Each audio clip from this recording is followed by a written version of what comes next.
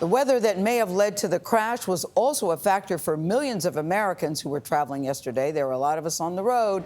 There were major flight delays and cancellations for those trying to get home after a Thanksgiving holiday. Kris Van Cleave is at Reagan National Airport. That's just outside Washington. Kris Van Cleave, hello to you. Are the lines moving there? Well, good morning. Yeah, the lines were very long this morning, but they are moving, and that is a good sign. You know, the airlines knew this storm was coming. They planned for it for days, and were able to avoid the mass cancellations that we saw over the summer. Still, if you were flying through D.C., New York, or Chicago, you likely left late. We're talking about thousands of delays. It was a trip home that required a lot of patience for a lot of people.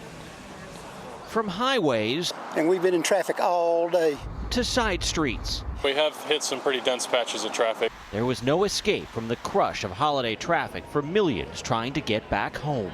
I'm always scared.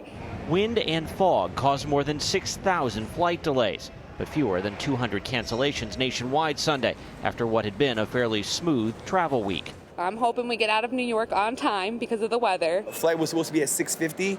We didn't take off until 11:30.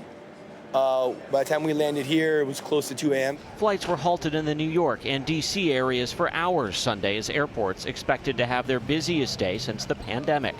Planes are full, airports are kind of hectic. Packed planes and the holidays brought out the worst in some flyers. While incidents of disruptive passengers are down 80% this year after soaring during the pandemic, the Thanksgiving travel period was marked by a number of incidents. Football star Odell Beckham Jr. was escorted off a flight by police in Miami. According to American Airlines, he refused to fasten his seatbelt. Beckham's lawyer denies that account. A JetBlue flight from New York to Salt Lake City was met by police after a passenger allegedly threatened a woman on board with a razor.